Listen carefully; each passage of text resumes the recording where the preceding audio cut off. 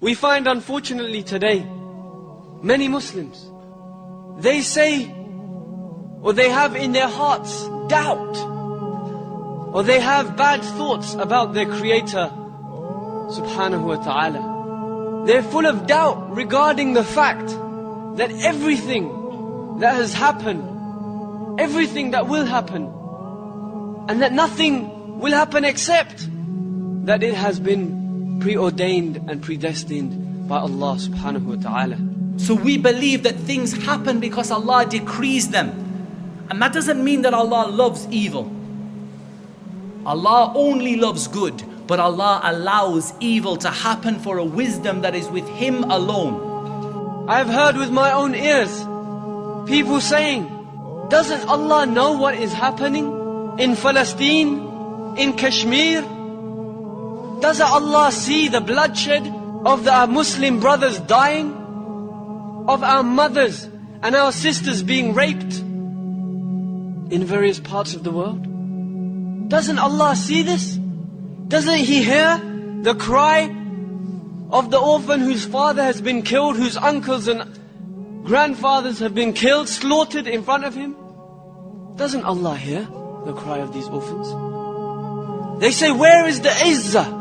Where is the honor that belongs to Allah, to His deen, to the Muslims? Where is the victory that Allah has promised us? Where is the help of Allah? Why are Muslims so humiliated? Why are Muslims in a state of humiliation? Isn't the victory and the honor, the help for the believers, hasn't this been promised by Allah?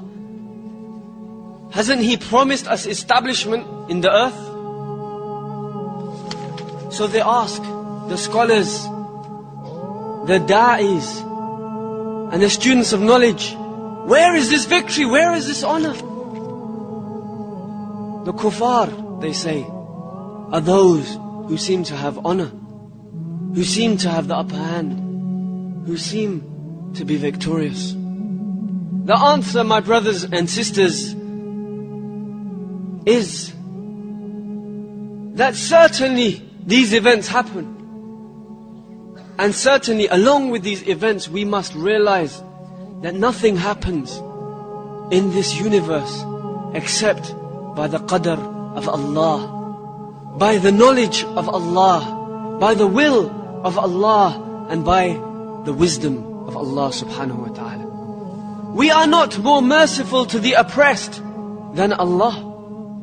We do not have more mercy than Allah. Allah does not turn a blind eye to the situation of the Muslims today. Allah is not deaf. He's hearing the cries of the Muslims around the world. And we cannot claim that we see better or we hear better, or even that we are more merciful because we feel more pity than Allah subhanahu wa ta'ala. Ar-Rahman Ar-Rahim. To have iman, faith in qadr, predestination, the good and the bad thereof, is something which is a pillar from amongst the pillars of iman. Your iman is not sahih, it's not correct, and it's not accepted from you until you have iman and full yaqeen, full faith and certainty in this fact that nothing happens in the universe except by the will, knowledge and wisdom of Allah subhanahu wa ta'ala. This belief, wallah, will save you from every strife and struggle. And the Muslims today are in such time of strife and struggle because of this lack of belief in the qadr of Allah subhanahu wa ta'ala. And belief in qadr is not all of one level. At the beginning you say, look, I believe in it. It's hard for me, it's a bitter pill to swallow, but I believe. Then later on you say, no, I accept it. I accept that this is the decree of Allah for me. And then above that you become content with it. You start to say the highest level and you say, I am pleased with whatever Allah decrees for me. If Allah decrees that I'm going to be hunted down and chased down in a country by an oppressive, evil person, then that is what Allah has decreed for me, and I'm going to be happy with what Allah subhanahu wa ta'ala has decreed for me. Be patient.